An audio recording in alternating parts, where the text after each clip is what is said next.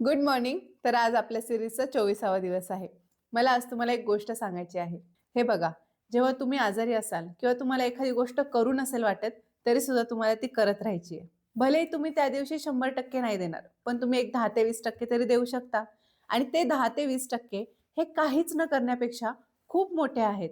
म्हणतात ना, something is better than nothing, त्या टाइप. आणि मला माहिती आहे, की रोज ग्राउंड करणं, अभ्यास करणं हे खूप बोरिंग आहे. पण तरी पण तुम्हाला करत राहायचंय. सातत्य ठेवायचंय. जो कंटिन्युअस एफर्ट्स घेतो, तो सक्सेस होतो. चला तर मग सुरू करूया आपल्या आजच्या व्हिडिओला. माझा अजूनही आवाज ठीक झालेला नाहीये. अजूनही आवाज माझा थोडासा असा नाकातूनच येतोय. हे 2-3 दिवस चालेल आणखी. तेवढं ॲडजस्ट करून घ्या. ठीक आहे? चला आपला पहिला प्रश्न आहे, बालकवी हे कोणाचे टोपणनाव आहे? तर त्र्यंबक बापूजी ठोंबरे ह्यांचं नाव आहे. ह्यांच्या फेमस कविता कोणत्या आहेत? झोपाळा, राजहंस, फुलराणी, फुलपाखरू हे ह्यांच्या फेमस कविता आहेत. ठीक आहे. तुम्हाला असाही प्रश्न विचारू शकतात, की ह्या कविता कोणाच्या आहेत? आता राम गणेश गडकरी ह्यांचं काय आहे? हे कशासाठी फेमस होते? नाट्यलेखन आणि एक विनोदी लेखक म्हणून हे खूप फेमस होते. ठीक आहे. आता हे जे आपले मी हा प्रश्न का घेतलेला आहे? कारण टोपण नावांवर प्रश्न विचारला जातो. टोपण नाव विचारले जातात किंवा त्यांचे असे सरळ नावं देतात. ह्यांचं टोपण नाव काय आहे? कविता, कादंबऱ्या, पुस्तके वगैरे हे कोणाचे आहेत असा प्रश्न विचारला जातो. म्हणून मी आज हा प्रश्न घेतलेला आहे. आता कृष्णाजी केशव दामले हे तर फेमस आहेत. हे तर सगळ्यांनाच माहिती आहे. ह्यांना काय म्हणतात? केशवसूत म्हणतात. यांनाच आधुनिक काव्याचे जनक असे म्हणतात. मग तुम्हाला असाही प्रश्न विचारू शकतात, की आधुनिक काव्याचे जनक कोणाला म्हणतात? तर कृष्णाजी केशव दामले किंवा केशवसूत यांना म्हणतात. आता नारायण सीताराम फडके यांनाच नासी फडके असे म्हणतात. हे प्रेमकथा किंवा सामाजिक कादंबऱ्यांसाठी हे खूप प्रसिद्ध होते. ठीक आहे? लक्षात राहू द्या. तुम्हाला आणखी कोणकोणती टोपणनावं विचारू शकतात? तर कुसुमाग्रज, दिवाकर, आरती प्रभू आणि केशव कुमार. म्हणजे अजून बरेच आहेत, पण हे मेन आहेत. हे एक्झाममध्ये विचारू शकतात. तर ह्यांची नावं काय आहेत? हे एकदा तुम्ही बघून घ्या. ठीक आहे? आता आपण पुढचा प्रश्न बघूया. पुढचा प्रश्न आहे खूप इंटरेस्टिंग. काय आहे बघूया. RH नल रक्तगट असलेला व्यक्ती रक्त कोणाकडून घेऊ शकतो? तर कोणाकडून घेऊ शकतो? फक्त RH नल रक्तगट असलेल्या व्यक्तीकडून. हे रक्तगट खूप दुर्मिळ आहे आणि RH नल असलेले व्यक्ती पूर्ण जगात अंदाजे 50 आहेत. ठीक आहे? म्हणजे पूर्ण वर्ल्ड वाईड. आणि हे खूप दुर्मिळ रक्तगट आहे. यालाच आणखी काय म्हणतात माहिती आहे? गोल्डन ब्लड असेही म्हणतात. का? कारण हे खूप दुर्मिळ आहे आणि हे खूप महाग आहे. म्हणजे सोन्यापेक्षा हे कॉस्टली आहे. म्हणून ह्याला गोल्डन ब्लड असे म्हणतात. ठीक आहे? आता तुम्हाला मी सांगते, की जे आपला रक्तगट असतो ना, तो कसा डिसाईड करतात? कसा डिसाईड करतात? आपले रक्तगट कोणते आहेत? ए-बी, ए-बी आणि ओ. मग ह्याच्यामध्ये पॉझिटिव्ह, निगेटिव्ह असं. आता हे जे आपले रक्त असतं ना, ते एका रिएक्टरमध्ये टाकतात. रिएक्टर कोणते असतात? अँटी ए, अँटी बी आणि अँटी डी. आता अँटी डी म्हणजेच काय? तर हेच आपलं असतं RH. जर ते ज्या रिएक्टरमध्ये टाकलंय, त्या रिएक्टरमध्ये जर त्या रक्ताच्या आपल्या गाठी झाल्या, म्हणजेच काय क्लॉट्स झाले, तर त्यावरून आपलं ते रक्तगट ठरवलं जातं. सपोज ए रिएक्टरमध्ये त्याचे क्लॉटिंग झाले, तर आपला रक्तगट काय झाला? ए झाला.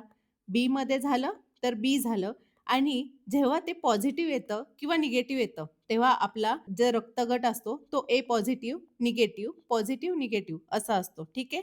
आणि जेव्हा हे दोन्हीही येत नाही, तेव्हा आपलं रक्तगट काय असतं? ओ असतं आणि पुन्हा मग ते डी वरून, RH वरून ठरवतात तो पॉझिटिव्ह आहे का निगेटिव्ह. पण हा जो RH नल रक्तगट आहे ना, त्याच्यामध्ये हे ए, बी, ओ काहीच नसतं. पॉझिटिव्ह, निगेटिव्ह काहीच नसतं. हे बघा, हे काय आहे? नल आहे पूर्ण. ह्याच्यामध्ये काहीच नाही. समजलं? म्हणून ह्याला RH निगेटिव्ह म्हणजेच RH नल रक्तगट असे म्हणतात. आणि हे जे व्यक्ती ज्यांचं ब्लड ग्रुप असं असतं ना, ते त्यांना ॲनिमिया होण्याचे जास्त चान्सेस असतात. कारण त्यांच्यामध्ये रक्ताचं असं कुठलं अँटिजेनच नसतो. ठीक आहे? हे खूप दुर्मिळ रक्त आहे. तुम्हाला ह्याच्यावर प्रश्न विचारला जाऊ शकतो. आता तुम्हाला आणखी एक प्रश्न विचारला जाऊ शकतो, की ब्लड ग्रुप जे आहे तो कोणी शोधला? तर ते कोणी शोधला? कार्ल लँडस्टायनर यांनी रक्तगटाचा शोध लावला आणि त्यांच्या या शोधासाठी 1930 साली त्यांना नोबेल प्राइज मिळालेला आहे. ठीक आहे? खूप इम्पोर्टंट क्वेश्चन आहे आणि खूप इंटरेस्टिंग पण आहे. हो ना? आता तुम्हाला आणखी एक प्रश्न विचारू शकतात, की रक्तगट कशावर अवलंबून असतो? कशावर अवलंबून असतो? तर आपले जे आर-बी-सीज असतात, त्याच्यावर असलेले जे हे ए आणि बी अँटिजन आहेत ना, ह्यांनाच प्रतिजन असे म्हणतात. तर याच्यावर आपलं रक्तगट अवलंबून असतं. ठीक आहे? मग आता तुम्हाला प्रश्न आहे, जे रक्तगट तपासणी प्रक्रिया तुम्हाला प्रश्न आहे, रक्तगट तपासणी प्रक्रियेला काय म्हणतात? ह्याचं उत्तर तुम्ही मला कमेंट बॉक्समध्ये द्यायचं आहे. ठीक आहे? आता बघूया पुढचा प्रश्न. आपला पुढचा प्रश्न आहे, तुंगबुक आणि पुमटोंग पुलित हे काय आहेत? वाद्य आहेत. लेप्पा कम्युनिटीची हे वाद्य आहेत. तर या वाद्यांना जीआय टॅग देण्यात आला आहे. ही वाद्ये कोणत्या राज्याशी संबंधित आहेत? कोणत्या राज्याशी संबंधित आहेत? तर सिक्कीम. आणि सिक्कीमची राजधानी कोणती आहे? गंगटोक. जे आपले ईशान्येकडचे जे राज्य असतात त्यांच्या राजधान्या पाठ करून ठेवा, कारण ते विचारल्या जातात. ही जी लेप्चा कम्युनिटी आहे ना, ही लेप्चा कम्युनिटी जे त्यांचे पारंपरिक लोकसंगीत असतात त्याच्यामध्ये हे तुंगबुक आणि पुमटोंग पुलीत हे वाजवली जातात. आता तुम्हाला एक मी इथं थोडंसं मराठी पण घुसवते. मला सांगा, पारंपरिक असतं का पारंपरिक असतं बरं? पारंपरिक असतं. नेहमी लक्षात ठेवा. इथे तुम्हाला शुद्ध लेखनाला जर हा शब्द विचारला तर तुमचे उत्तर चुकायला नको, म्हणून मी हे सांगितलं. ठीक आहे? चला आता आपण ह्या प्रश्नाकडे वळू. जे आता लेप्चा कम्युनिटीचं मी सांगितलं, तुम्हाला काय विचारू शकतात की जीआय टॅग म्हणजे काय? जीआय टॅग म्हणजे काय? की जे वस्तूंची ओळख त्या ठिकाणाशी जोडली गेलेली असते, तेव्हा त्याला जीआय टॅग दिला जातो. आता जीआय टॅगचं फुल फॉर्म काय आहे? Geographical indication. ठीक आहे? तर आता फॉर एक्झाम्पल बघा, कोल्हापुरी चप्पल म्हणतो. आता कोल्हापूरची चप्पल म्हणजे काय? जी ती चप्पल आहे ती कोल्हापूर या ठिकाणाशी जोडली गेलेली आहे आणि तिथं ती फेमस आहे. म्हणजे ती वस्तू त्याच फक्त ठिकाणाशी बिलॉन्ग करते आणि त्या गोष्टीचं नाव घेतलं की आपल्याला ते ठिकाण आठवतं. हेच तर जीआय टॅगचं महत्त्व आहे. मग उदाहरणार्थ काय? की कोल्हापूरची चप्पल, पुणेरी पगडी, सोलापूरच्या चादरी, पुन्हा रत्नागिरीचा हापूस आंबा हे काय आहेत? ह्या ठिकाणांना जीआय टॅग दिलेला आहे. महाराष्ट्रात सर्वात जास्त जीआय टॅग कोणत्या भागात दिले गेले आहेत? तर कोकण आणि सोलापूर या भागात जीआय टॅग जास्त दिले आहेत. आता तुम्हाला असाही प्रश्न विचारू शकतात की जीआय टॅग कोण देते? सगळ्यात इम्पॉर्टंट कोण देते? तर जीआय टॅग देणारी जी अधिकृत संस्था आहे ती चेन्नईमध्ये आहे. त्यालाच जीआय रजिस्ट्री असे म्हणतात. तर जीआय रजिस्ट्री हे जीआय टॅग देते. जीआय रजिस्ट्री कोणाच्या अंतर्गत काम करते? तर भारत सरकारच्या अंतर्गत काम करते. कोणत्या मंत्रालयाच्या अंतर्गत काम करते? तर वाणिज्य व उद्योग मंत्रालय याच्या अंतर्गत काम करते. त्यामुळे हे लक्षात ठेवा की कोण देते? हे भारत सरकारच्या अंतर्गत येते आणि कोणत्या मंत्रालयाच्या अंतर्गत येते. ठीक आहे? हे इम्पॉर्टंट आहे. आणि वाणिज्य व उद्योग मंत्री कोण आहेत? पियुष गोयल. ठीक आहे? हे पण लक्षात ठेवा. चला पुढचा प्रश्न बघूया. आपला पुढचा प्रश्न आहे, डॉक्टर आंबेडकरांनी 14 तळ्याचा सत्याग्रह कोणत्या ठिकाणी केला? तर महाड या ठिकाणी केला. आणि कोणत्या वर्षी केला? तर 1927 साली केला. हा कशासाठी केला होता? तर अस्पृश्यांना पिण्याच्या पाण्याचा हक्क मिळवून देण्यासाठी हा सत्याग्रह केला होता. महाड कुठे आहे? तर रायगड जिल्ह्यात आहे. ठीक आहे? लक्षात ठेवा. आता तुम्हाला आणखी कोणत्या प्रकारचे प्रश्न येऊ शकतात? पुणे. पुणे करार माहिती आहे? पुणे करार हा महात्मा गांधी आणि डॉक्टर बाबासाहेब आंबेडकर यांच्यामध्ये झाला होता. आणि कोणत्या साली झाला होता? तर 1932 साली झाला होता. दलितांसाठी संयुक्त मतदारसंघ आणि आरक्षण ह्याच्यासाठी हा पुणे करार झाला होता. आता नाशिकवरून मला काय आठवतं की काळाराम मंदिर प्रवेश आंदोलन झालं होतं. कशासाठी? तर दलितांना मंदिरामध्ये प्रवेश मिळवून देण्यासाठी. आणि हे कोणत्या साली झालं? तर 1930 साली. हे सगळे आंदोलनं डॉक्टर बाबासाहेब आंबेडकर यांच्या नेतृत्वाखाली झाले होते. तुम्हाला हे सगळं लक्षात ठेवायचं आहे. आता नाशिक म्हटलं की तुम्हाला कुंभमेळा आठवायला पाहिजे. कुंभमेळ्यावर पण आपण प्रश्न घेतले आहेत. तुम्ही एकदा बघून घ्या. आता तुम्हाला काय लक्षात ठेवायचं आहे? जे आंदोलन किंवा सत्याग्रह जे झाले आहेत ते कधी झाले, केव्हा झाले, का झाले आणि कशासाठी झाले हे बघायचं आहे. फक्त ह्या 4 गोष्टी बघा, तुमचं ते क्लिअर झाला टॉपिक. ठीक आहे? आता आपण पुढचा प्रश्न बघूया. आपला पुढचा प्रश्न आहे, उष्णकटिबंधीय निम सदाहरित वनांसाठी किती पर्जन्य आवश्यक असतो? तर 150 ते 200 सेंटीमीटर. ही वने कुठे आढळतात?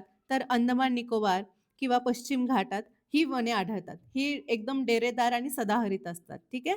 आता जिथे 200 सेंटीमीटरपेक्षा जास्त म्हणजेच काय की 200 ते 300 सेंटीमीटर पर्यंत जिथे पाऊस पडतो तिथल्या वनांना काय म्हणलं जातं? तर ओलसर सदाहरित वने असे म्हणले जाते. तुम्हाला हा प्रश्न विचारू शकतात. आता ही वने काय असतात? वर्षभर एकदम हिरवीगार असतात, उंच असतात आणि तिथली जी वने असतात ती खूप दाट असतात. ही वने कुठे सापडतात? तर पश्चिम घाट आणि ईशान्य भारत जे आहे आपला, जे आपण 7 सिस्टर्स म्हणतो, तर तिथे अशा प्रकारची वने आढळतात. आणखी ह्याच्यावरून मला काय आठवतं माहिती आहे? मँग्रोव्हज. मँग्रोव्हजलाच मराठीमध्ये काय म्हणतात? तर खारफुटी वने. खारफुटी वने कुठे आढळतात? तर जिथे किनारी भाग आहे, दलदल भाग आहे, तिथं मँग्रोव्हजची जंगले आढळतात. उदाहरणार्थ काय सुंदरबन, अंदमान जिथे कोस्टल रिजन आहे, किनारपट्टीचा भाग, तिथे अशा प्रकारची जंगले आढळतात. खूप इम्पोर्टंट आहे, लक्षात ठेवा. खारफुटीवर विशेषतः प्रश्न विचारले जातात. ठीक आहे? आणि हे जे ओलसर सदाहरित वने आहेत, ह्यांनाच ट्रॉपिकल एव्हरग्रीन असे सुद्धा म्हणतात. ठीक आहे? लक्षात ठेवा. चला पुढचा प्रश्न बघूया. पुढचा प्रश्न आहे, इस्रोचे पूर्ण नाव काय? इस्रो आपण इंग्लिशमध्ये नेहमी लिहितो इस्रो, पण मराठीतून आपण कधी बघतच नाही, म्हणून हा प्रश्न घेतलेला आहे. इस्रोचे संपूर्ण नाव आहे भारतीय अंतरिक्ष संशोधन संघटन, म्हणजेच काय इंडियन स्पेस रिसर्च ऑर्गनायझेशन. ठीक आहे? ह्याचं हेडक्वार्टर कुठं आहे हे तुम्हाला बघायचं आहे आणि ह्याची स्थापना कधी झाली? 15 ऑगस्ट 1969 मध्ये ह्याची स्थापना झाली आणि ह्याचे संस्थापक कोण होते? तर विक्रम साराभाई हे होते. आता तुम्हाला मला काय सांगायचं आहे, हे डॉक्टर विक्रम आहे, तर ह्यांचं कशाला नाव दिलं गेलं आहे हे तुम्ही मला सांगायचं आहे. ठीक आहे? पुढचा प्रश्न बघूया. आपला पुढचा मराठीचा टॉपिक आहे रस. छोटा आहे आणि इंटरेस्टिंग आहे. ह्याच्यावर 1 ते 2 मार्काचे प्रश्न येतात. सगळ्या जिल्ह्यांना येत नाही, काही काही जिल्ह्यांना येतात. ठीक आहे? आपण डायरेक्ट प्रश्नांपासून सुरुवात करू. आपला पहिला प्रश्न आहे, साहित्याचा आस्वाद घेताना वाचकाच्या मनात निर्माण होणाऱ्या विशिष्ट भावनिक स्थितीला काय म्हणतात? ही आहे रसाची व्याख्या. ठीक आहे? लक्षात राहू द्या आणि इझी आहे. ठीक आहे? आता आपण पुढचा प्रश्न बघूया. पुढचा प्रश्न आहे, जुगुप्सा हा कोणत्या रसाचा स्थायी भाव आहे? हा प्रश्न विचारलेला आहे. तर जुगुप्सा हा काय आहे? बिभत्स रस आहे. जिथे किळस किंवा तिटकारा, घृणा वाटते एखाद्या गोष्टीची, तेव्हा बिभत्स रस असतो. ठीक आहे? शांत रस म्हणजे काय, की जिथे देवाचं वगैरे भक्तिमय असतं तिथे शांत रस. करुण रस म्हणजे काय, जिथं आपल्याला दुःख होतं तो. अद्भुत रस म्हणजे काय, की जिथे आपल्याला एकदम अद्भुत होतं, म्हणजे असं आश्चर्यचकित होतं, तो अद्भुत रस. ठीक आहे? पुढचा प्रश्न बघूया. पुढचा प्रश्न आहे, नवरसांमध्ये 9वा रस म्हणून कोणता रस ओळखला जातो? तर शांत रस ओळखला जातो. भारत मुनींच्या 8 रसांमध्ये नंतरच्या अभ्यासकांनी काय केलं, की शांत रसाची काय केलं, ॲड केलं. म्हणून हे काय झालं, नवरस ही संकल्पना पूर्ण झाली. म्हणजे अगोदर किती होते? 8च रस होते. पण नंतर हे 9वा रस झाला, तो शांत रस. लक्षात ठेवा बरं का, हा प्रश्न विचारू शकतात. पुढचा प्रश्न आहे, मनीषाच्या त्या वर्तनाकडे आई डोळे वटारून पाहत होती. या वाक्यात कोणती भावना व्यक्त होते? आई जेव्हा डोळे वटारून बघते, म्हणजे तो काय असतो? आईचा राग असतो, क्रोध असतो, रौद्र रूप असतं आईचं. ते काय होतं? तर हा कुठला रस झाला? क्रोध किंवा रौद्र रस. डोळे वटारून पाहणे म्हणजे काय, की तीव्र राग किंवा संताप दर्शवणे. ते तर तुम्हाला बघूनच कळलं असेल. ठीक आहे? पुढचा प्रश्न बघूया. पुढचा प्रश्न आहे, जगातील सर्व मोहमाया सोडून तो संन्यासी झाला. यातून कोणती भावना व्यक्त होते? एकदम म्हणजे मोहमाया सोडली, तो संन्यासी झाला. हे काय झालं? शांत, वैराग्य रस. तो शांत झाला ना, म्हणजे संन्यासी झाला. मी आता सांगितलं, जेव्हा भक्तिभाव किंवा एखादी शांत गोष्ट असते, तेव्हा शांत भाव असतो. ठीक आहे? वीररस जेव्हा एखादे खूप म्हणजे पॅट्रिऑटिक गोष्टी असतात, प्रति प्रेम. करुण रस मी आता सांगितलं. बिभत्स म्हणजे एखाद्या गोष्टीची किळस येते, ते बिभत्स रस. ठीक आहे? पुढचा प्रश्न आहे, रस आणि स्थायीभाव ह्यांच्यातली चुकीची जोडी ओळखायची आहे. वीर, उत्साह, एकदम उत्साह असतो ना आपल्याला, जेव्हा आपल्या देशाच्या प्रती जे गाणं लागतं, तेव्हा आपला कसा ऊर भरून येतो, उत्साह असतो. करुण, शोक म्हणजे एखाद्या गोष्ट वाईट घडली तर काय होतं, आपण शोक करतो. शृंगार, रती हे पण बरोबर आहे. जेव्हा आपण शृंगार करतो तेव्हा रती होते. मग ह्याच्यामध्ये ऑड वन आउट कुठलं झालं? अद्भुत. अद्भुत, हास हे काय आहे? चुकीची जोडी आहे. अद्भुत रसाचा स्थायी भाव विस्मय म्हणजेच काय? आश्चर्य आहे आणि हास म्हणजे काय? हासणे आहे. हास्य रसाचा स्थायी भाव आहे. म्हणून आपली चुकीची जोडी झाली अद्भुत आणि हास. ठीक आहे? पुढचा प्रश्न बघूया. आता आपले सुरू झाले बुद्धिमत्ताचे प्रश्न. आपला बुद्धिमत्ता आज जवळपास पूर्ण होत आहे. ठीक आहे? त्यातला हा एक पॅटर्न राहिलेला, मिश्र स्वरूपाचे प्रश्न. आता ते कशा प्रकारचे आहेत ते आपण बघूया. आपला पुढचा प्रश्न आहे, 2 घनसंख्यांची बेरीज 47 असून त्यांची वजाबाकी 15 आहे. वजाबाकी म्हणजेच काय? फरक. ठीक आहे? तर त्या संख्यांचा गुणाकार किती? आता ह्या प्रकारचे प्रश्न कसे सॉल्व्ह करायचे? ह्याच्यासाठी एक सूत्र आहे. आपल्याला मोठी संख्या काढावी लागेल, बरोबर? कारण 2 संख्या आहेत ना, एक मोठी असेल, एक लहान असेल. तर मोठी संख्या आपण कशी काढणार? ह्या ज्या 2 संख्या आहेत, म्हणजे 2 संख्यांची बेरीज, ती किती आहे? 47 आहे. 2 घनसंख्यांची बेरीज आणि अधिक काय येणार? फरक भागिले 2. आपल्याला मिळणार मोठी संख्या. बेरीज किती आहे? 47 वजाबाकी आहे 15 भागिले 2 बरोबर. किती येणार?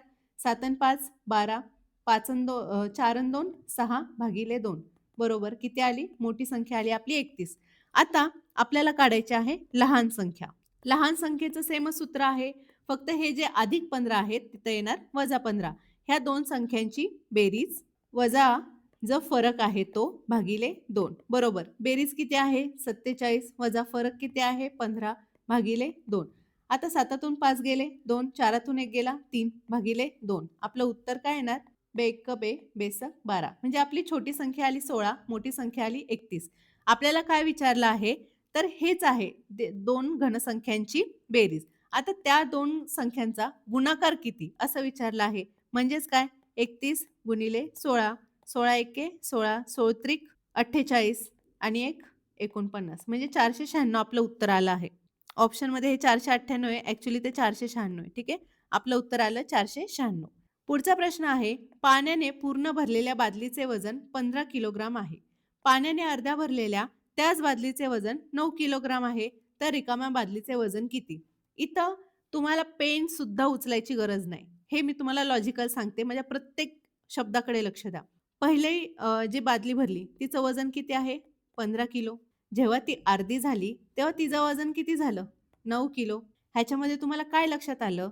आपण काय केलं आहे? ह्याच्यातून बादली वजा केली का? नाही. फक्त आणि फक्त पाणी काढलं आहे ना. मग जे पण वजन कमी झालं ते कोणाचं वजन असणार आहे? ऑब्व्हियसली पाण्याचं. मग आपलं पाणी किती गेलं? 15 मधून 9 गेले. किती राहिलं? 6 किलो. आता भलेही पाण्याचं वजन किलोग्राममध्ये नसतं, ते लिटरमध्ये असतं. पण कसंही प्रकारे तो क्वेश्चन फ्रेम होऊ शकतो. मग आता हे जे पाणी गेलं ते काय आहे? 6 किलो. मग जर ती बादली फुल भरलेली असेल तर त्या पाण्याचं वजन किती असेल? 12 किलो. पण आपल्याला काय दिलं आहे? त्या पूर्ण पाण्याने भरलेल्या बादलीचं वजन 15 किलो दिलं आहे. मग 15 मधून 12 गेले. किती राहिले? 3 किलो. हे जे 3 किलो आहे तेच तर बादलीचं वजन आहे. म्हणून आपलं उत्तर आलं 3 किलो. ठीक आहे, सिंपल लॉजिकल क्वेश्चन. पुढचा प्रश्न बघूया. लगतच्या 2 पृष्ठभागांवर एकच रंग येणार नाही असे कमीत कमी किती प्रकारचे रंग एका घनाकृती ठोकळ्याला द्यायला लागतील? आता घनाकृती ठोकळा माहितीये तुम्हाला? असा असतो बरोबर. त्याला किती बाजू असतात? 6 बाजू असतात. मग आपल्याला काय विचारलं आहे की असे कमीत कमी आपल्याला रंग वापरायचे आहेत. पण कसे वापरायचे आहेत? जो इथं दिला तो इकडे 2 बाजूला म्हणजे त्या लगतच्या बाजूंना आला नाही पाहिजे. असे किती आपण कलर देऊ शकतो? जास्तीत जास्त आपण किती देऊ शकतो? 6 कलर देऊ शकतो बरोबर. 6 कलर देऊ शकतो वेगवेगळे. पण आपल्याला कमीत कमी रंग वापरायचे आहेत. तर ते कोणतं येऊ शकतं? तर किती रंग येऊ शकतात माहितीये? 3 येऊ शकतात. जो इथं दिलाय तो इथे द्यायचा. म्हणजे काय? अपोजिट दिले तर ते कसे एकमेकांच्या लगत येणारच नाही. मग कमीत कमी रंग किती येऊ शकतात?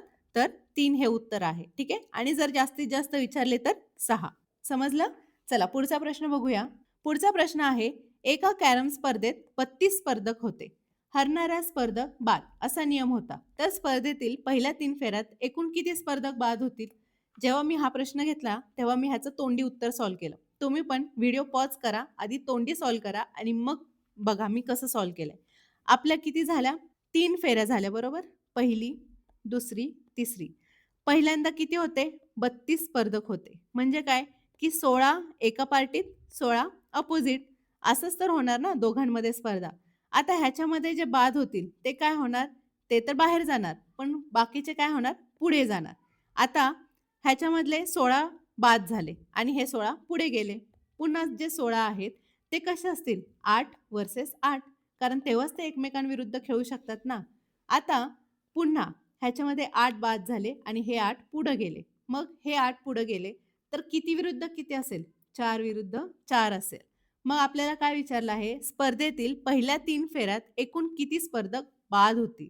आता किती स्पर्धक बाद होतील? इथं 16 आणि हे 8. किती झाले? 6 आणि 8 22. 22 स्पर्धक बाद होतील. पण पुढे किती राहत आहेत? तर 4 आणि 4. आणि पुढे पुन्हा मग जे चौथी फेरी असेल तिथं किती जाणार? हे 4 गेले. पुढे चौथ्या फेरीत 4च जाणार आणि मग ते असणार 2 वर्सेस 2. मग आपल्याला प्रश्न काय विचारला आहे? तर पहिल्या 3 फेऱ्यात एकूण किती स्पर्धक बाद होतील? हा पहिला 16, हा नंतरचा 8 आणि हे नंतरचे 4. किती झाले? 8 आणि 4 12, 6 आणि 2 8 आणि हे 2 28 म्हणजे टोटल 28 स्पर्धक बाद होतील आणि चौथ्या फेरीत मग किती राहतील? फक्त 4 राहतील. ठीक आहे? समजलं? थोडंसं लॉजिकलच आहे. ह्याला काही असं रॉकेट सायन्स नाहीये. पुढचा प्रश्न तुमच्यासाठी. काय आहे बघा आणि मला ह्याचं उत्तर प्रत्येकाने कमेंट बॉक्समध्ये द्यायचंय. ठीक आहे? कोण अभ्यास करतंय हे मला बघायचंय. पुढचा प्रश्न, आता आपलं सुरू झालं गणिताचं वय. हे खूप इम्पोर्टंट आहे. ह्याच्यामध्ये रेशो वापरलं जातं, पर्सेंटेज वापरले जातात, गुणोत्तर वापरलं जातं आणि परीक्षेला याच्यावर हमखास प्रश्न असतो म्हणजे असतोच. आणि ह्याचे प्रश्न प्रत्येक जिल्ह्याला येतात. एखादं म्हणाल, "नाही, आमच्या जिल्ह्याला नव्हता आला मागच्या वर्षी, मी सोडून देतो." असं होऊ शकत नाही. वय ह्याच्यावर प्रश्न येतो म्हणजे येतोच. मग भले तो रेशोमध्ये विचारतील, पर्सेंटमध्ये विचारतील, गुणोत्तरमध्ये विचारतील. ठीक आहे? चला मग सुरुवात करूया आपल्या प्रश्नांना.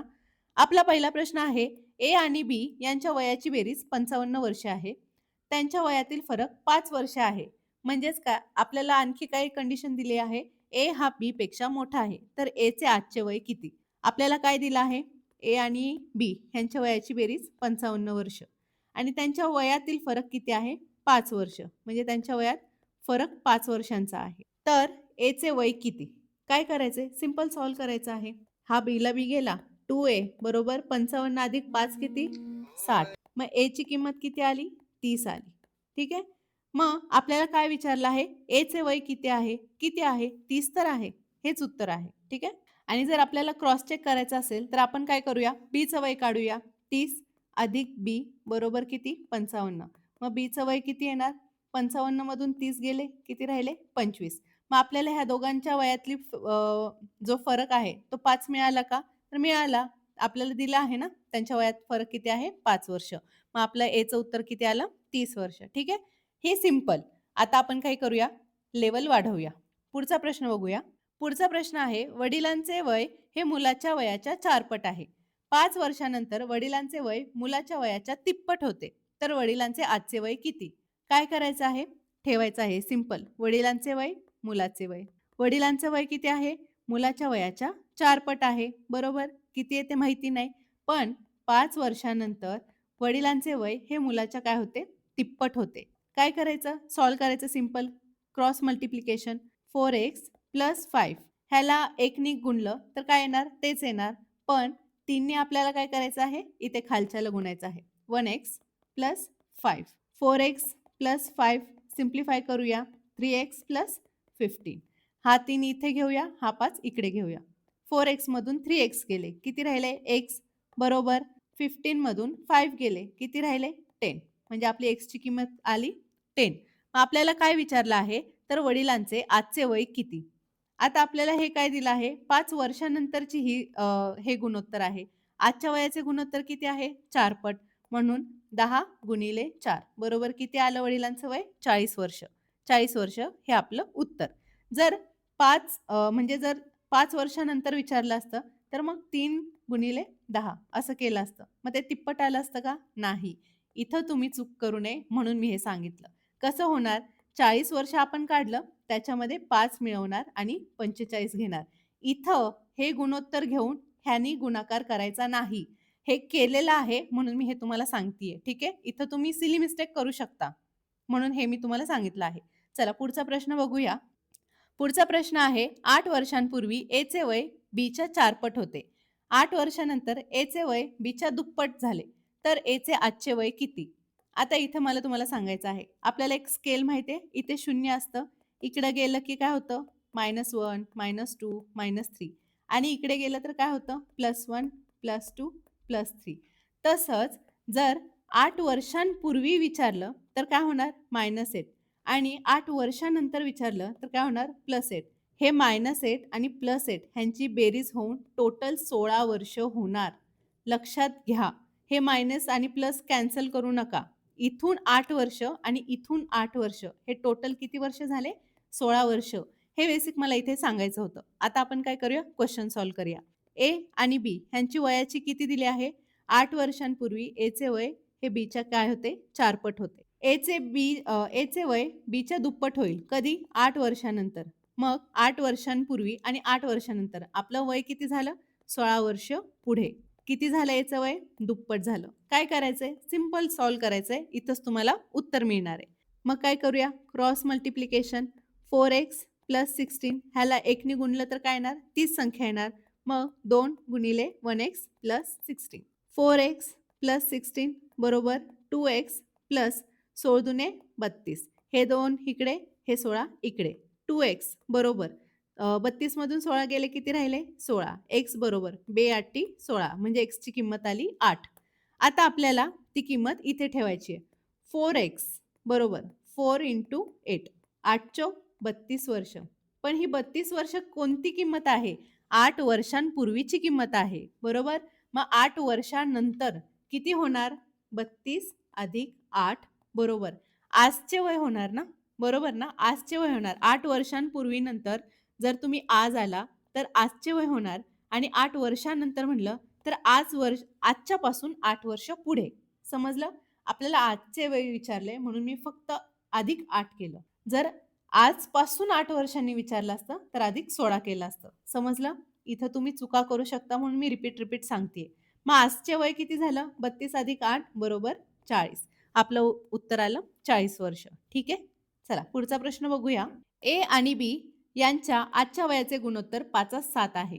2 वर्षानंतर त्यांच्या वयाची बेरीज 52 वर्षे होईल. तर 3 वर्षांपूर्वी बीचे वय किती? किती शाब्दिक खेळलेत? पण हे किती सोपं आहे हे मी तुम्हाला सांगते. ए आणि बीचे गुणोत्तर किती आहे? 5:7. 2 वर्षानंतर त्यांच्या वयाची बेरीज किती झाली? 52 झाली. पण मी काय करते, हे 2 वर्ष एकदम किचकट करण्यापेक्षा मी काय करते, ह्या 52ला आजच्या वयाच्या बेरीजात घेऊन येते. आता 52 हे काय आहे? तर 2 वर्षानंतर आहे. हे 2 वर्ष वय कोणाचं वाढतं? तर फक्त एकट्याच वाढणार आहे का? नाही. काही जण फक्त -2 करतात. हे चुकीचं आहे. ए जसं 2 वर्ष मागे येणार आहे, तसं बी सुद्धा 2 वर्ष मागे येणार आहे. मग ह्या दोघांचे 2-2 वर्ष मिळून आपल्याला किती वर्ष मागे जायचंय? तर -4 करायचंय. गेलो तर आपण 4च वर्ष. पण -4 कोणाचे? ह्या दोघांचे 2-2 वर्ष. ठीक आहे? आपलं उत्तर काय येणार? 48. मग 5x प्लस 7x किती येणार? 48. 5 आणि 7 किती? 12 बरोबर 48. x ची किंमत किती आली? 12 त्रिक 36, 12 चौक 48 म्हणजे x ची किंमत आली 4. मग बीचं आजचं वय किती आहे? 7 गुणिले 4 7 चौक 28. पण आपल्याला काय विचारलं आहे? तर 3 वर्षांपूर्वी बीचे वय किती होते? सिंपल आपण काय करू? 3 मायनस करू. किती आले? 25 वर्षे. मग आपलं उत्तर आलं 25 वर्ष. ठीक आहे? त्यांनी किती शब्दाशी खेळू द्या. आपण आपलं फक्त ते व्यवस्थित पोर्ट्रे करायचं आणि सॉल्व्ह करायचं. पुढचा प्रश्न बघूया. पुढचा प्रश्न आहे 5 वर्षांपूर्वी वडिलांचे वय मुलाच्या वयाच्या 5 पट होते. आज वडिलांचे वय 40 वर्ष आहे, तर मुलाचे आजचे वय किती? हा किती सिंपल प्रश्न आहे माहिती आहे? तुम्हाला काहीच करायची गरज नाही. वडिलांचं आजचं वय किती आहे? 40 वर्ष. 5 वर्षांपूर्वी वडिलांचे वय मुलाच्या 5 पट होते. मग 5 वर्षांपूर्वी वडिलांचं वय काढूया. वडिलांचं वय 5 वर्षांपूर्वी किती असेल? आज 40 आहे. 5 वर्षांपूर्वी काय असेल? 35 असेल. मग आपल्याला काय सांगितलं आहे? तर वडिलांचे वय हे मुलाच्या 5 पट होते. मग मुलाचे 5 पट म्हणजे हे 35 हे कोणाच्या 5 पट आहे? तर 7च्या 5 पट. मग मुलाचे वय किती झालं? 7 वर्षे. मग आपल्याला मुलाचे आजचे वय विचारले आहे. 5 वर्षापूर्वी तो 7 वर्षाचा होता. मग आजचे वय किती झाले? 7 अधिक 5 बरोबर किती? 12 वर्ष. आपलं उत्तर आलं 12 वर्ष. ठीक आहे? समजलं? सोपं होतं.